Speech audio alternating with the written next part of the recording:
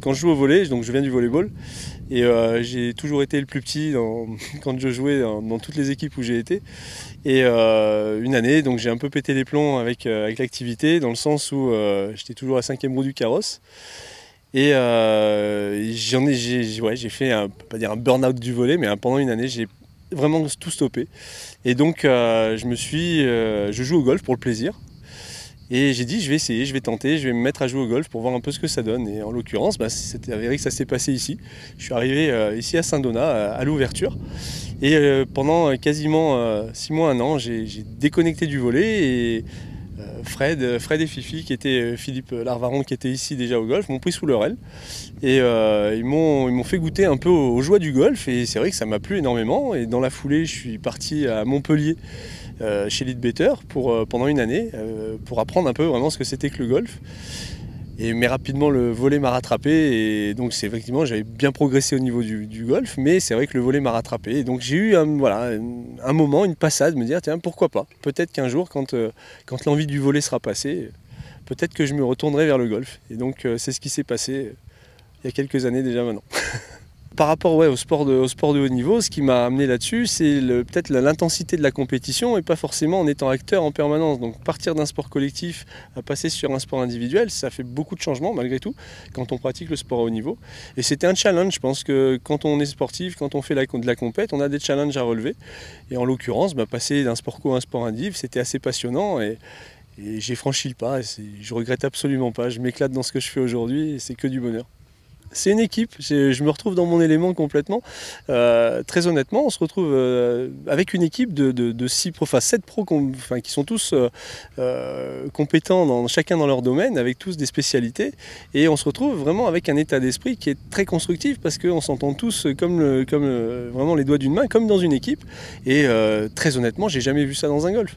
Donc c'est que du bonheur. Ça permet vraiment effectivement de travailler en comptant les uns sur les autres, et en même temps en mettant chacun en avant nos qualité d'enseignant. On a énormément de chance de ce côté-là. C'est vrai que sur un plan sportif, on a la chance de côtoyer pas mal de joueurs du Tour européen, donc ils viennent voir Benoît régulièrement, ou même des joueurs de haut niveau, amateurs. Et donc c'est vrai que ça nous permet d'avoir un public assez sportif, et donc ça donne aussi une dynamique vis-à-vis des gens qui viennent pratiquer ici.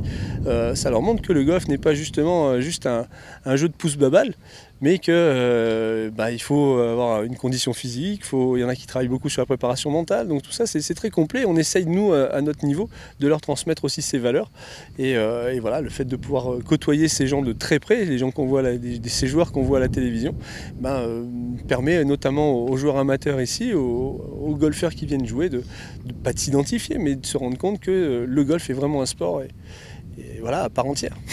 On a un parcours compact qui a été construit à l'identique du grand parcours, vraiment avec des conditions. C'est un mini parcours de championnat, entre guillemets, si je peux appeler ça comme ça, avec des conditions, avec des vrais bunkers, avec des vrais greens qui sont tondus à la même vitesse que ce qu'on retrouve sur le grand parcours.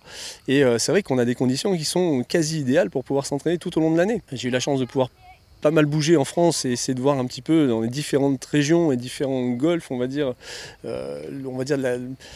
la qualité des greens, la qualité des infrastructures. Et c'est vrai qu'ici, on n'a vraiment rien à envier à personne, au contraire. Je pense qu'on est même très très bien situé sur un plan national. Je ne voudrais pas être trop chauvin non plus, mais je pense qu'on pourrait être dans le top 5 facile des meilleures infrastructures en France, notamment au niveau des greens, pour pouvoir s'entraîner dans des conditions qui sont incroyables.